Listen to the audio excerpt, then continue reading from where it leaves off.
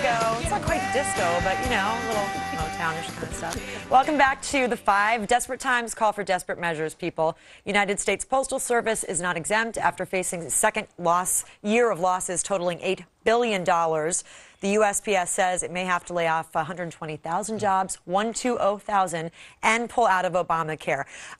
You know, if this was a private company, the Postal Service was a private company, they've been cutting. They've kept 6 days a week service. You know, ultimately, you're going to run your company into the ground if you're a private company doing that. So this is not a big surprise, email and so forth. They have made cuts in the long pants. If you've noticed, a lot of the mailmen are wearing shorts. Even during the winter. So they're saving a lot on fabric, and I think that's a positive move. Well, think about it. I mean, the post office is based on people writing letters. I mean, a lot of people don't write letters anymore. The whole way that we communicate has completely changed, and I think the post office has failed to adapt. I mean, 20% of mail volume has dropped off, and if you look at the U.S. Postal Service, it's a lot like the other administrative agencies, which said that they have not been able to rein in their pension and benefit costs. They're a third of their labor expenses, so it's unsustainable. That's the really quirky part of this. They want out of the government-sponsored pension and benefits program because they said they can go out and they want to break that deal with the government because it's too expensive and the benefits aren't as good. They can go arrange their own for a better one. This is just another example of why Wisconsin now is working and the U.S. Postal Service can't work until they break those contracts, the benefits and the pensions. Well, they can get a better deal, but it's not a better deal for the workers. And it's not a better deal, I think, for Americans. I think you forget what an important role it is. The mailman comes every day for a lot of people, especially seniors. I think it's really important. But you know what? You keep talking about them as a private company. They are basically a private company. They don't get any federal dollars. It operates like a private company. But they can't compete. That I'm right. But they can't compete. They can't compete at the moment. UPS, FedEx. That's where the business is. Plus the email. Can I point out one? You can't just call them a private company. They can't. They're not, because they couldn't go $20 billion in the hole if they were a private company. Right. They'd be dragged out. But the government's saying, just keep going. Just keep going. Don't worry. We'll back you. And how ugly is it right. that 120,000 jobs? I mean, last month, the Obama administration was touting 117,000. The employment numbers, and you basically just wiped all those out. Isn't this story old? I mean, like, we've heard this every year. It's never going to go away. They're never going to go away. I love the Postal Service. I once sent a case of beer to my mother, and it made it across the country in 3 days. And it's mysterious. I still don't know how a letter gets across the country. It blows my mind. It does. Yeah, I don't get. I don't understand it. It's like little one of these moments storks in my world. Yes, Juan. Why did you send your mother a case of beer? It was Yingling. Because he can. Because he was out of mushrooms? Yes. It was her birthday. You said that? I didn't say It was that. her birthday, and I thought a case of beer would make her happy. Unfortunately, 12 of the bottles broke. What do you get her for Christmas? That's vodka. Oh.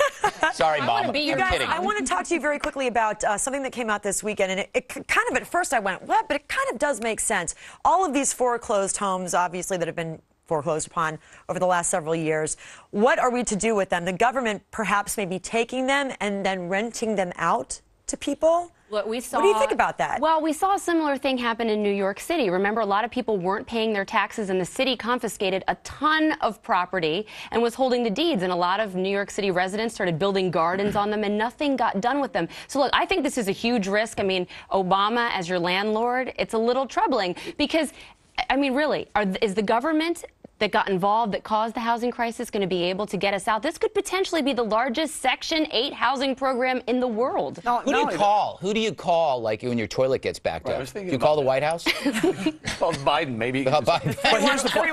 Look what happened when the government got involved in the auto industry. Cash for clunkers. Sales went up for a little bit, and once the money stopped, they fell apart. Mortgage mitigation. Sales went up for a little bit. When the money stopped, it fell apart. The government can screw a perfect dream up if they can figure out a way to get into it. They need to stay out of the housing market. There are a lot of renters out there. Rental prices haven't come down because they keep allowing people to stay in homes that they would normally not be. You would assume, though, that the rental prices would be much lower than the... But see, then, if I have a house, and then, if I own a home, and there's a rental property next door from, Uncle Sam, I mean, are they going to be lowballing it? And then what does that do to my property? Well, that's the problem. Value. That's the problem. If you flood the market right now, it's not good for private sector. Right. Okay, so you can't just say throw it. You know, you guys always want to bum on the government. They flood the market by not buying these homes? By pushing them out and saying, here, lowball. This is what Juliet was talking about. The value, I live next door, the house was foreclosed on, now some lowball guy's going to come in and it decreases the value of my property. The only way it could be lowballed is if the government took it and lowballed you. If the government says,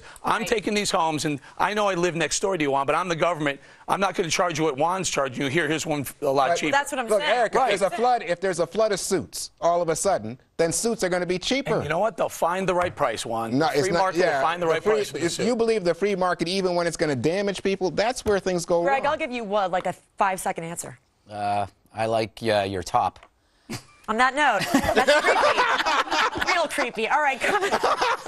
The lifestyles of those, this is serious, the lifestyles of those rioting in London. And it's not what you would expect. Trust me, The Five continues next. I don't care who